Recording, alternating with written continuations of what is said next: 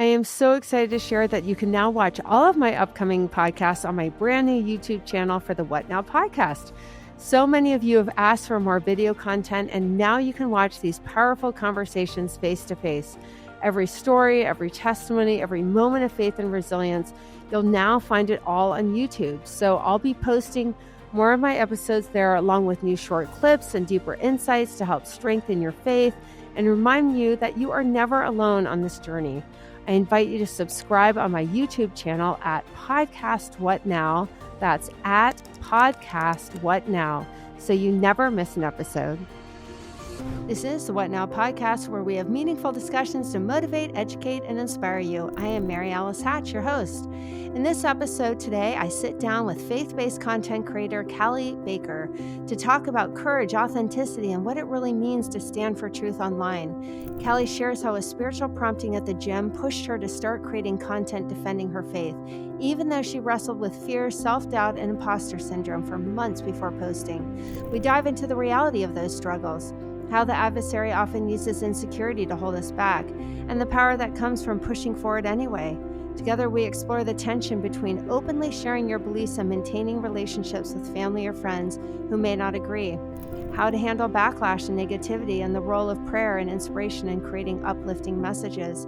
Calli also opens up about her desire to reach women in their 20s and 30s, helping them find identity, balance, and purpose in a world full of competing voices. This episode is a powerful reminder that authenticity and faith can break down barriers, and that one person's willingness to act can inspire countless others.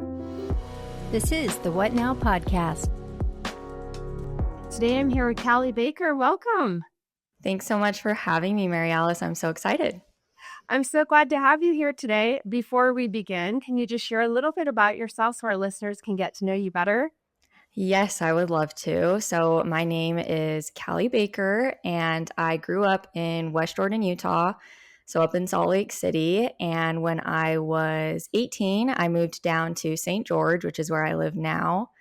Came down to go to college, and that is where I met my husband.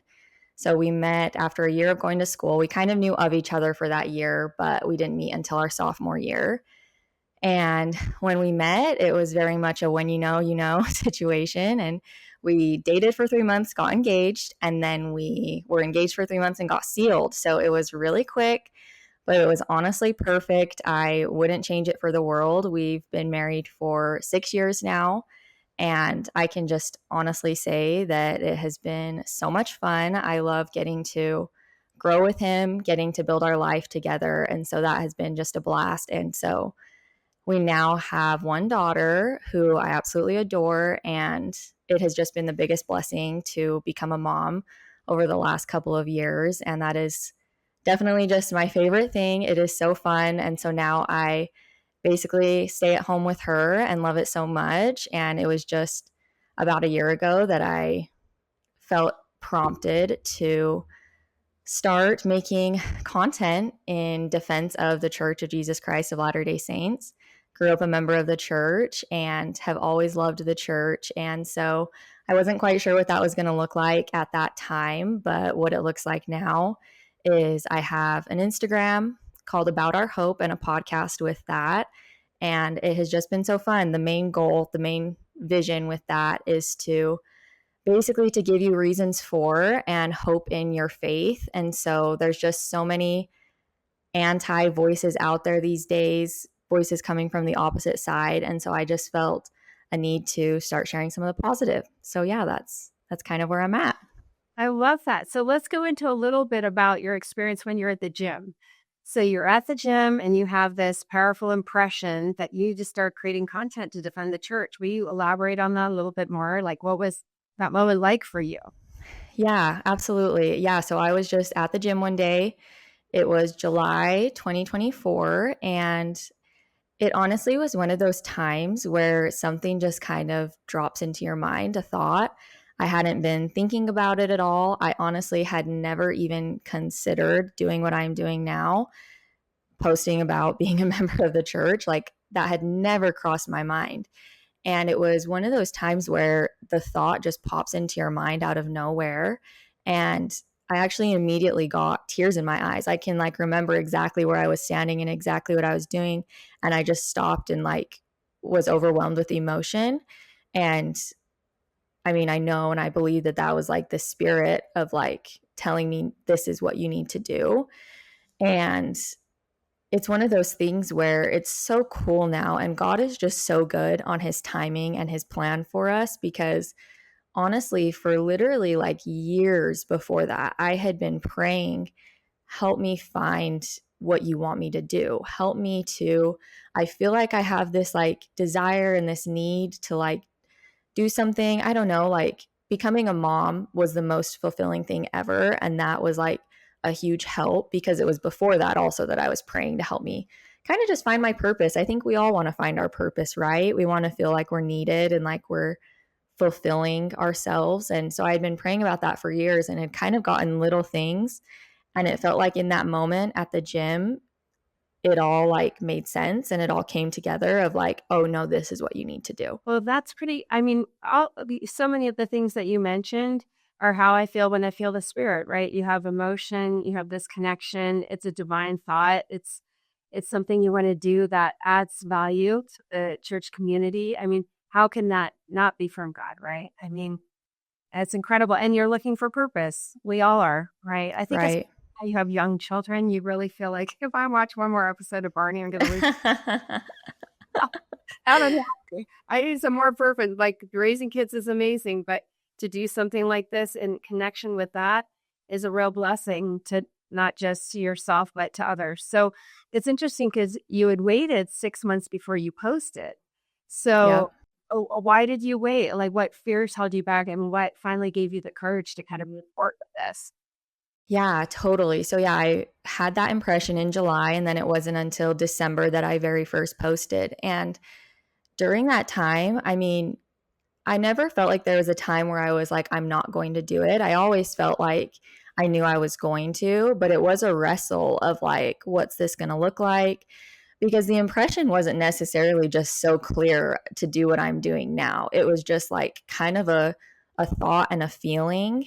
And so a lot of that 6 months was like logistical things of trying to figure out what do I want to talk about? What do I want to share? I was studying a lot during that time and trying to figure out like, okay, how do I do a podcast? How do I start sharing? Is this going to be YouTube focused or podcast focused or social media? And really a lot of those things iron out once you just start going. Like in reality, you kind of can figure that out as you go. But then the other side, I was wrestling a lot with the adversary. I feel like he was really putting a lot of pressure on me. I knew that if I was going to be speaking out in defense of the church and in defense of a lot of these controversial topics, I knew I was going to get so much hate. And there's an element of that that I was totally okay with. Like, I think that God created me and my personality to be able to handle it and not super care. But then there's the element of like, well, what about your family? What about your kids? What about your sibling? Like, what is everybody going to think about this? How can I do this in a way that is good for everyone? And honestly, the like thing that Satan kept telling me, which is so interesting, but it was like, you're not going to be a good mom if you do this. And I think that the reason that was why what I felt the most was because that's like one of my greatest goals and one of my greatest desires is to be a good mom. And so I just kept feeling like this is going to take you away from your family. This, which it's so funny because it doesn't, like, it's not anything that's overly time consuming or overly like this big deal. And if anything, I'm so grateful to be able to do this because I'm learning these things now that I'll be able to teach my kids. So anyway, it was a wrestle. And at the end of the day, I just remember, I think it was in December when I was just telling my husband, I was like, I'm not the type of person that says I'm going to do something and doesn't do it. So I just need to do it. So I filmed my very first podcast episode in our car, just on my phone in the car, and just posted it. And the response was great. I mean, at that time, it was more just friends and friends and family, but it just felt good to get it out there and to get started. I mean, that's the hardest part is just getting started. I remember when I started this podcast almost 6 years ago, just getting started, and then you have imposter syndrome. Like, do I really know what I'm doing? Absolutely. And it's Right. what you said about the adversary, because he does know us too. And he knew that you want to be a good mom. And so he knew that was the approach to take with you, to stop you. And I just love how you just pressed forward and you took the first step, and now you have a good following and you're doing a lot of good with it. I mean, like you were saying before, there is tension between staying close to loved ones who may not share your beliefs and boldly defending your faith online. How do you navigate that? Yeah. So, I mean, honestly, there's a big part of me that feels like I'm not sure if I navigate it well. Honestly, it is tough. And I think that I wouldn't say I'm in a unique position, but I am in a position where in my family, like my immediate family, not just my like extended family, people that I know, but in like the relationships close to me, I have all different levels of activity. So there's completely almost anti to not active, doesn't necessarily like show any interest in believing in God, to not active but believes in God, believes in Christ, to less active. Like there's just literally the entire range I have within my family. And I don't necessarily think at this point that's really super like unique. I think that a lot of us experience that, and a lot of us have family members on all different ranges. And so when it comes to balancing that tension, I think that kind of what it comes down to is respect. And I am a person who I am always willing to have a conversation with someone who has different beliefs than me, as long as we're coming from a place of mutual respect. That doesn't scare me. That doesn't bother me. I am totally fine if someone disagrees with me, doesn't believe in the same thing that I do. And I found that the relationships in my family where they're also willing to offer that respect, we have a great relationship, regardless of our different beliefs. It literally doesn't matter. And then there are some relationships where maybe there isn't that mutual respect and it's not there yet. And those relationships are hard. Like, I think a lot of us have been there. And I think that sometimes we, maybe not by a decision from us, we have to take a step back from that relationship. And I would say that in that case, it's really like, as you know, I feel like this sounds very, what's the word, like kind of cheesy, but it's like, it is like at that point you're praying for that person and hoping that, realizing life is long and hoping that at some point there might be a time when things could change in not even necessarily their religious beliefs, but just in your relationship. And I'm also in a position with other family members where that has happened, 10 years of trial, 10 years of a hard time, to then now having like a little bit of a glimmer of hope in that relationship. And so I think that, it's just trying to have love and respect for your family members, but at the same time, not letting that stop you from sharing what you believe as well. I mean, it's a fine balance, right? I mean, because you do have family members and people close to you, and you are boldly coming out and sharing your feelings about different doctrine. I mean, you said if something is true, you don't need to be scared to say it. That's a powerful statement. I mean, where'd you get the confidence from? I mean, what advice do you have for someone who wants to stand for truth, but they're afraid? Yeah, totally. That's really kind of one of my guiding principles in this, is that if I think it's true, if I know it's true, then I shouldn't be afraid to say that. And that comes from a couple of different places. But ultimately, I think that when you tell the truth, regardless of what the outcome is, and maybe immediately that's some backlash, but in the long run, you're always going to end up in the best scenario for yourself. And so I have a couple ways that I came to that. This example, this will sound a little extreme to begin with, but it wraps back around and helps kind of prove the principle.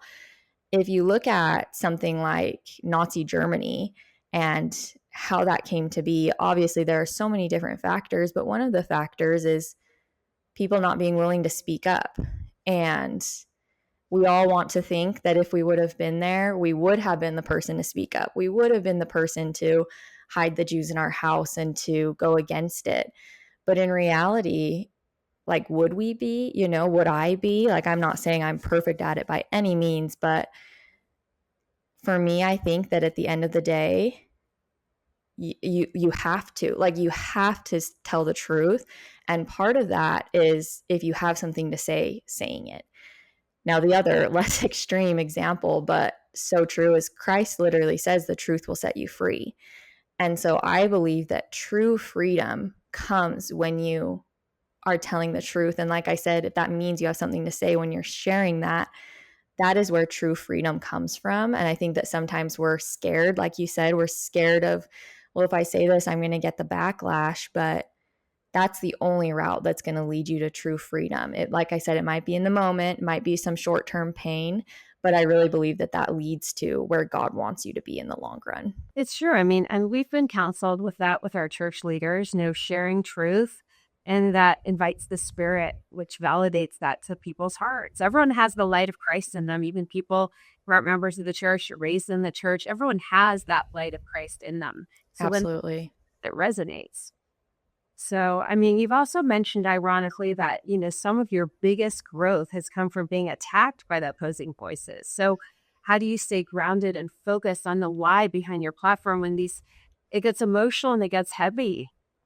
Yeah, it's so interesting how that's always the case, that someone criticizes you and then that actually helps you to grow more. And I mean, I'll just kind of share a brief story. That was what happened to me. I put a video out, a reel on Instagram.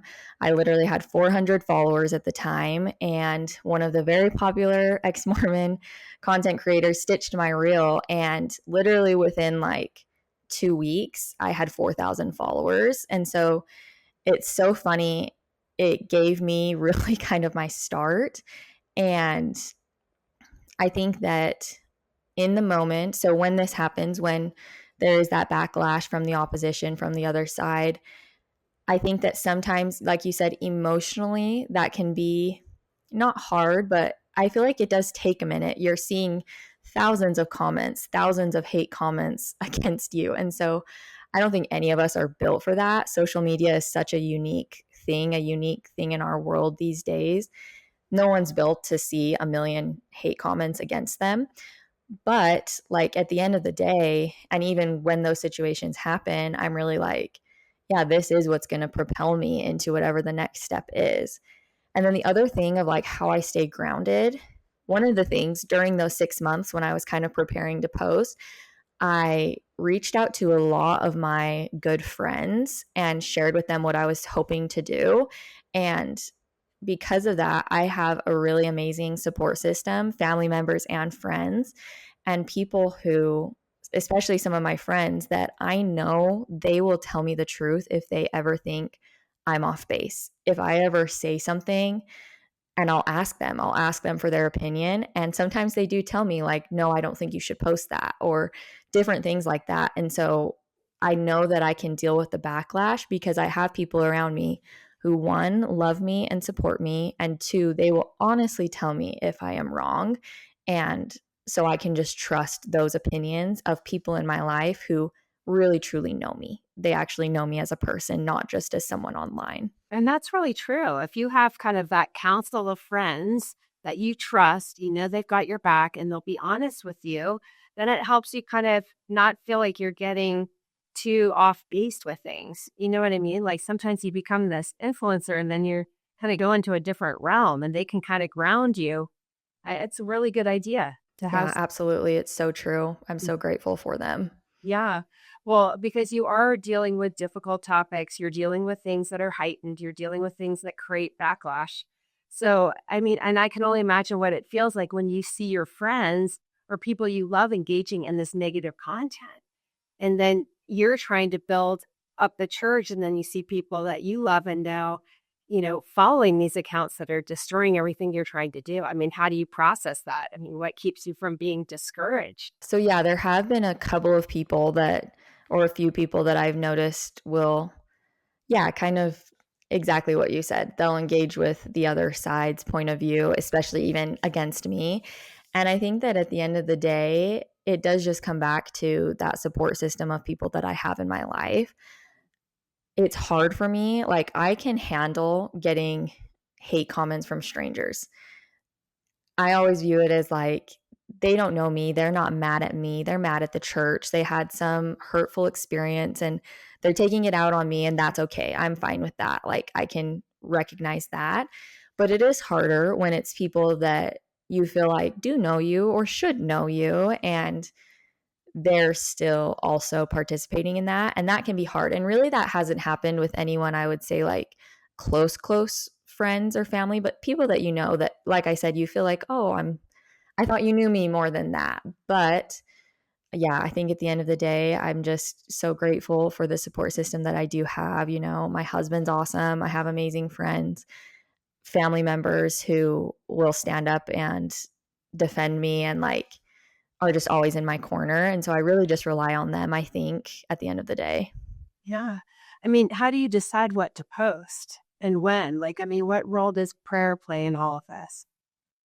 Yeah, I pray every single day um to be a good steward over what I have been given, over the platform that I have been blessed with. And so that is my prayer every single day. And I'm just constantly praying about that, constantly praying about the different things that I'm thinking about. And I feel like I really rely on, I should have found the verses, but in DNC, when it says like study it out in your mind, and if it is right, you will feel a burning in your bosom. And if it is wrong, you will forget it. And I really rely on that at the end of the day. I feel like I have a lot of ideas all the time, and I'm praying about all of them. And I just really pray that God will, the ones that I'm supposed to get out there, that they'll get out there. And the ones that I'm not, they do just kind of, I just kind of forget and move on. Um, and at the moment, I am very much a one man band when it comes to things. So sometimes it's also just like how I plan and prepare. It's just kind of where the spirit leads that day. And when things get out, they get out, and just trusting the process at this point right now. Yeah. And that's a good approach to take too. I mean, it's interesting because you had told me you feel especially called to reach out to women your age in their 20s and 30s. So, what are some of the unique spiritual challenges you see women facing today, and how does your content aim to support them? It's just been over the last couple of months that I have felt really pulled to focus more on women and women's issues in general and within the church. And I think that some of the major challenges that women are facing today, I mean, women are just so under attack from the adversary, I feel like right now. And I feel like you see that in really the adversary attacking their identity. I feel like identity is something we hear so much about right now from society. You are your body type. You are a working mom. You're a stay-at-home mom. Your sexuality. Like, there's just all of these voices coming at us telling us who we are. And I think that that has been really hard on women. I think that women are a little bit lost about who they really are. And what I want to share and what I think would help that is not focusing on who you are, but focusing on who God says you are, because that identity is far greater than anything that society or the world could offer you. God has promised us so many blessings, and stepping into our role that He has created for us, I think, is really where we're going to find true joy in life. And I think that one of the main messages from society that we hear is basically that you should pursue your own happiness and you should focus on your own individual happiness. And that sounds nice. That sounds good. Yeah, we should all be happy, of course, right? But focusing on yourself and focusing on your individual happiness is not what's going to lead to happiness. Focusing on others, being selfless, focusing on Christ and God and giving your life to them, developing meaning in your life through marriage, through family, that's what's going to lead you to having joy on a regular basis. And so I think we've just got things so twisted around right now. It's so focused on me, me, me. And then women are finding themselves depressed and anxious and lonely. And they're wondering why. They're like, I'm focusing on myself, I'm focusing on my happiness, but it's because we have it flipped around. The way that you find peace and happiness and joy isn't by focusing on yourself, it's by trying to build something meaningful in your life. And with that being said, of course, like you have to take care of yourself in the process, you know? And like, yeah, I'm not saying like zero self-care or things like that, but I think you understand what I'm saying with, Well, not being overindulgent, right? I mean, yeah, do self-care, and which we should do, right? We want to make sure we have balance in our lives. We want to make sure we're getting everything done in our lives that we need to do for others as well as ourselves. But when there's like a overemphasis on ourselves, that's where selfishness can kind of take over. I think you had a really good point about identity. And I feel like the adversary really wants to confuse us on our identity. And so, what do you wish more women in their 20s and 30s really understood about the power of living and defending their faith? I think so much about this, and I think so much about these women in this demographic. And like you said, we're getting so many messages about our identity. And I think that what I would want women to know in this age group is that you just like, even just simply, you can live your faith, you can defend your faith. The overwhelming response to my page, my Instagram, my podcast has been like a thank you. Like, thank you for saying it, because I didn't want to say it, but I agree with you. And so I think that the women out there and the women in the church, they're ready to move on from this very like ex-Mormon, anti-Mormon, all of this content. They want to see the positive. They want to be in the church. They want to defend the church, but maybe they just haven't known how at this point. And I feel like, honestly, maybe we all just need to go back and listen to or read President Nelson's talk, the one, A Plea for My Sisters, or A Plea to My Sisters. This is like an incredible talk. And I think that this really does point us in the direction that we need to go right now and that God wants us to go. And I just have a quote right here that I would love to read from it. It says, attacks against the church, its doctrine, and our way of life are going to increase. Because of this, we need women who have a bedrock understanding of the doctrine of Christ and who will use that understanding to teach and help raise a sin-resistant generation. We need women who can detect deception in all of its forms.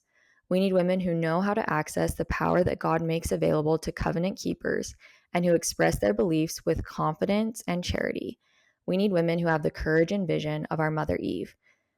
So I just love this so much. I think that it comes down to, you know, women in your 20s and 30s, build that bedrock understanding in Christ. If you are not there yet, then seek that and don't be afraid of that. Don't be afraid of the anti voices and what they're telling you, but really seek to develop that relationship with Christ, because that is your foundation. And that is a foundation that if you build on that, no matter what life throws at you, you will be able to stand, and you will be able to stand and be a foundation for your family and for yourself. And so anyway, that was a long-winded answer, but You know, that's a great answer. And it reminds me too of President Nelson had talked about, I think it was President Nelson, about in the latter days, women will be the ones who bring so many people into the church because they're different and unique and wonderful ways. yes, yeah, it's in this talk. Yeah. Oh, it's so good. I love that piece because I do see that. I see a lot of women really standing up and going public with their faith in positive ways. I was at a conference recently, a couple of months ago, and they were talking about all the negative influences out there on every network. I mean, Netflix, Amazon Prime, all of them have shows about Mormons. Right. It just drives ratings. And so people are so intrigued, and what they're representing isn't who we are. And so I think you having that prompting in the gym that is so overwhelming that you're emotional about it. It's very clear that you are one of these women selected to do this and that you have the courage to stand up and do it.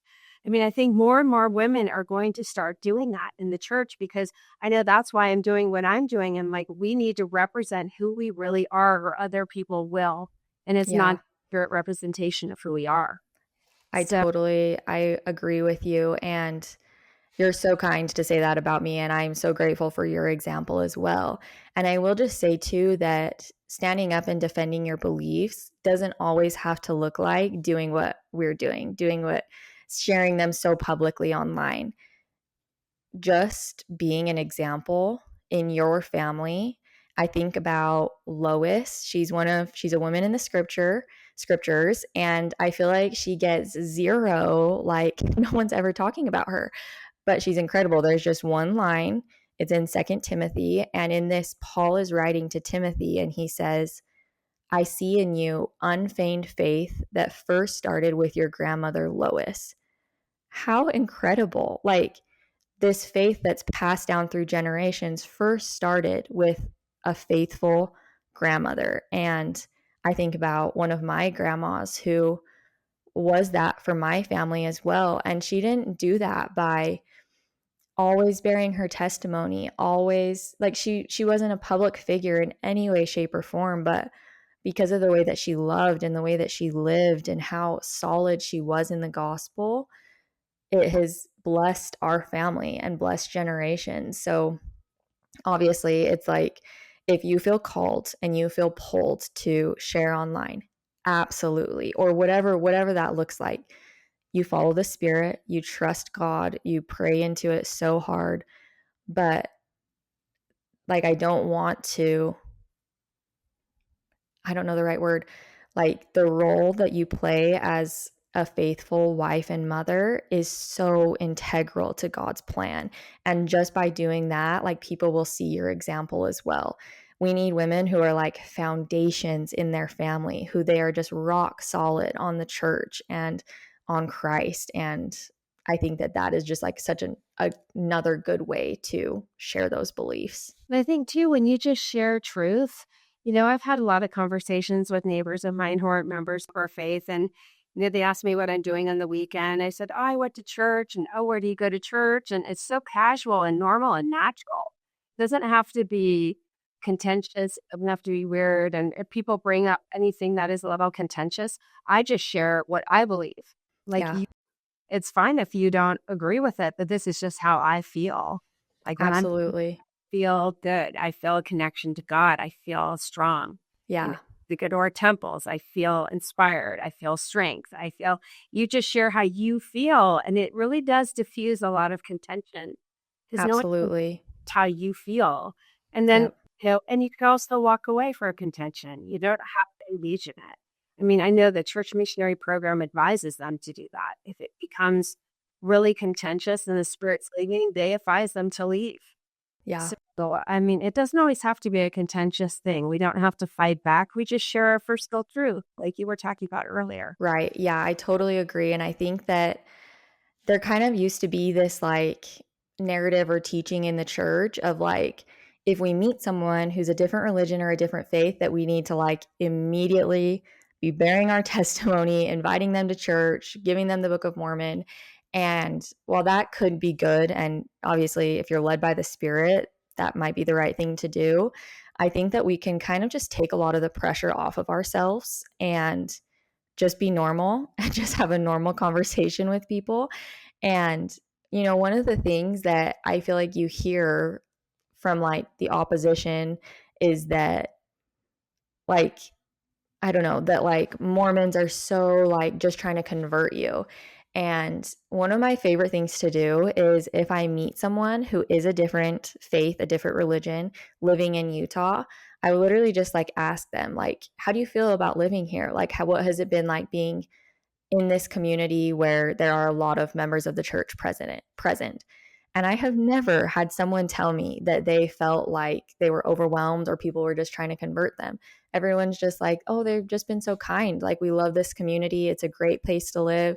It's a great place for our kids. It's safe. And so I think that, like I said, like just in those situations, it's okay. Like be willing to talk about religion, be willing to share your faith. Like you said, share your feelings about things, share your testimony, but you don't need to be doing it in a way that like you're trying to convert them right there on the spot. Like, just be a normal person, be a good friend, be kind. And I think that people see that and they can feel that. And I think they appreciate it. I've never had someone have a weird reaction to me because they asked me something about my faith and I just share how I felt about it. You know, Right. Totally. really struggling. I've given away a couple copies of the Book of Mormon recently.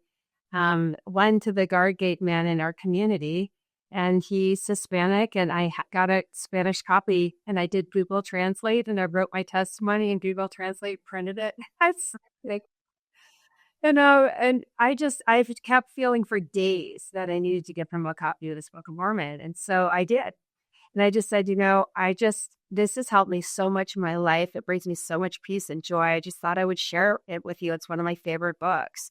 Like if I had a favorite mystery novel or a favorite book, I'd never hesitate to share it with my friend. Totally. So if you treat it like it's not weird, it's just Yep. like, oh, this blesses my life. I hope you enjoy it. They receive it really well. It Yeah. wasn't weird at all.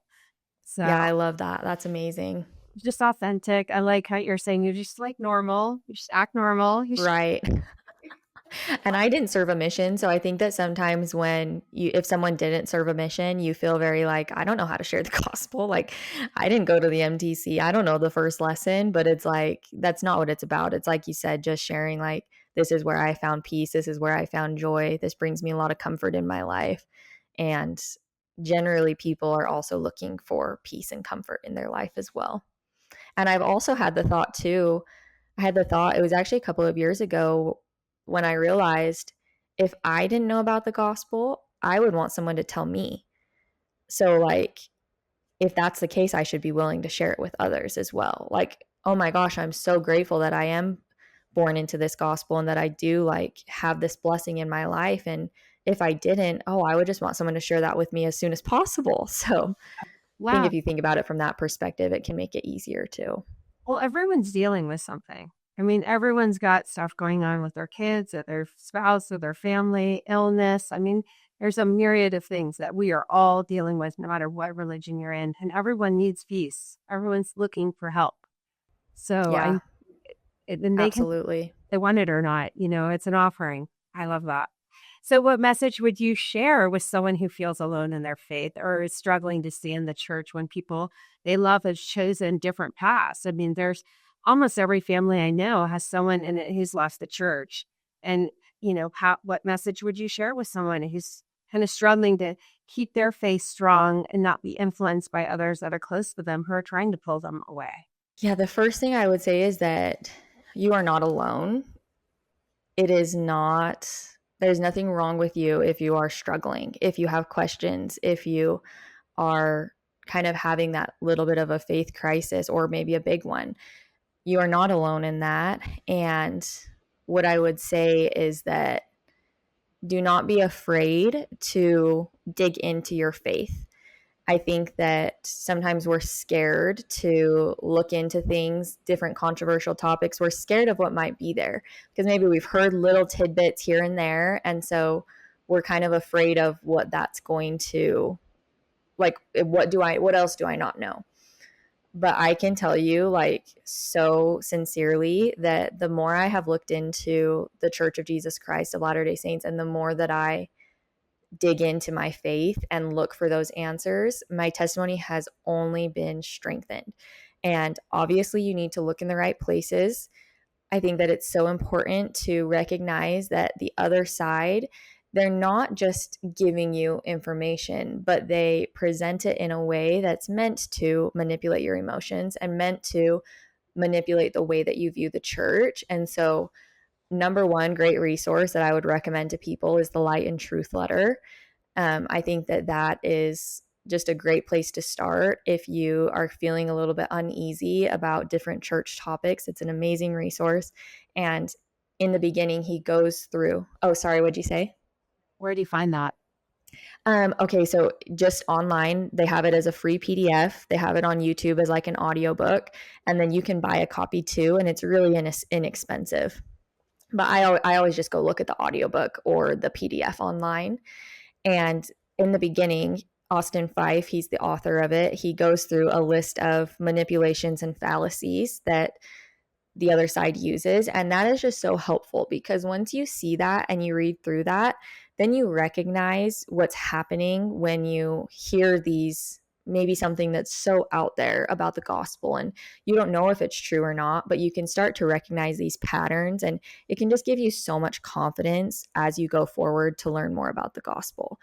And then I would say, it's so hard when you have family members, especially people who you looked up to their testimony. It can be so hard when you see those people fall away from the church. But again, like, don't be afraid to look, like, don't be afraid to learn more about the gospel, because there are good reasons for why we do what we do.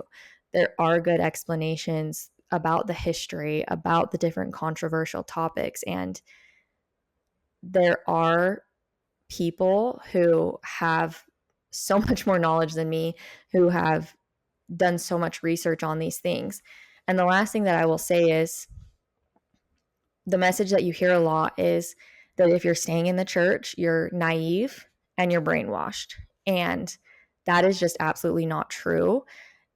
You do not have to be naive and brainwashed to be in the church. You can be informed and you can be confident and be choosing to believe and have good reasons to believe. And I just truly believe that. I love the church, and I just don't want people to be afraid of learning more about it, because it has only strengthened my testimony.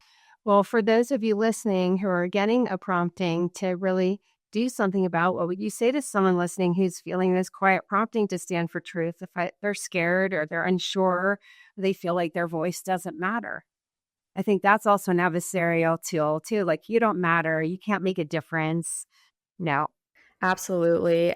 It's just not true. And I think that we all feel this to a degree. I was literally telling my husband before we started this podcast, I was like, the adversary is really working on me right now and telling me, like, what do you have to share? Like, what do you have? Like, why are you like doing this? Why would she be interviewing you? And so I think that we're all subject to that. And I think, like, just exactly what you said, of that is just the adversary trying to get you to stop sharing a good message. And I don't feel like, I don't feel like I necessarily have all of these qualifications to be doing what I'm doing. I'm not a historian. I'm not a scriptorian. I'm not a scholar. I'm not a seminary teacher. I'm none of these things. But what I am willing to do is to say it. I am willing to speak out and share, and I am willing to go against these opposing voices. And just that desire and that willingness does qualify you at the end of the day. And there are so many people who can benefit from that. And there are so many people who relate to you on that. And I have just seen that be the case for me, where I have felt that way as well, of, I don't know if my opinion really matters. And then just seeing so many people be like, thank you, I relate to you, and I'm grateful for you sharing. So I would just say, if you feel called to share, don't be afraid of that, and just start sharing with your spouse, start sharing with your siblings, with your friends. Just start opening up those conversations and see where it leads. I agree with you on that too. The desire and the willingness, you'll be led. If you have a righteous desire to support the gospel of Jesus Christ, to be an example of Christ, he will lead you. I have seen that for the last 6 years. I mean, I never thought of you doing this podcast for 6 years. How do I have enough time? Amazing. I mean, but the Lord just literally guides us. When we have that righteous desire, he will lead us. So thank you so much for being with us today. I loved being able to meet you and hear your perspective, and I'm grateful for what you're doing. Thank you. Thanks so much, Mary Alice. And I just want to ask you one question, actually, really quick, if that's okay. So what would your advice be? You've been doing this for 6 years now. What would your advice be to me, someone who's just starting out, or anyone else who's maybe in a similar position to me? Well, don't give up, because you will have points where you feel like, does this really matter? Am I making a difference? And the opposing forces can get to you. But just to know that the Lord is sustaining you and he's helping you, and that every time you pray for direction, that you will receive it, and you just keep moving forward. You got this. Thanks. Great. I appreciate that. Thanks for joining me. Yes, thanks so much for having me. This is the What Now Podcast.